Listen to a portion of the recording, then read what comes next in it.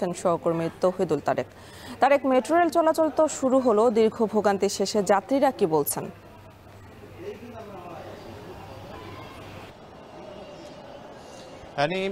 বলা যেতে পারে যাত্রীদের যে বক্তব্য, তাদের অনেকে হয়তো এখনো জানেন না ঠিক মতন যে 11টার পর থেকেই সেই পুনরায় মেট্রো রেল চালু হয়েছে পুরো দমে।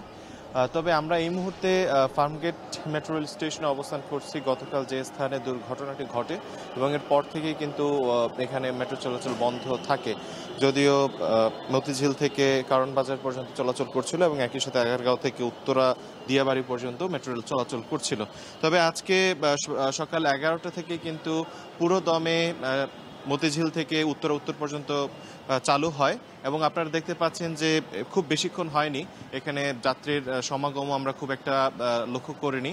হয়তো বেলা বাড়ার সাথে সাথে হয়তো যাত্রীরা বিষয়টি জানতে পারবেন এবং একই সাথে মেট্রো রেলে তাদের যে গন্তব্যে তারা প্রতিদিন যাতায়াত করে সেটা হয়তো করবেন। আর তাছাড়া অফিসে পৌঁছানো কিংবা কর্মক্ষেত্রে পৌঁছানোর যে সময়টি, সেই সময়টিও যেহেতু এখন অনেকটা চলে গেছে, এটা হয়তো বোঝা যাবে যে আসলে যখন অফিস শেষ হবে, যখন তারা বাড়ি ফিরবে, ওই সময়টাতে হয়তো তারা আবার মেট্রো রেলের মাধ্যমে হয়তো যারা নিয়মিত ব্যবহারকারী রয়েছেন তারা হয়তো আবার আসবেন।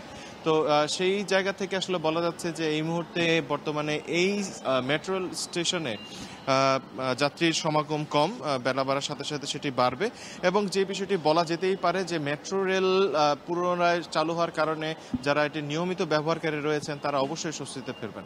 এই ছিল সর্বশেষ আমার কাছে। উত্তরা থেকে মতিঝিল পর্যন্ত মেট্রো চলাচল শুরু হয়েছে, সে খবরে জানাচ্ছিলেন সহকর্মী তৌহিদুল তারেক। মেট্রো রেল এবং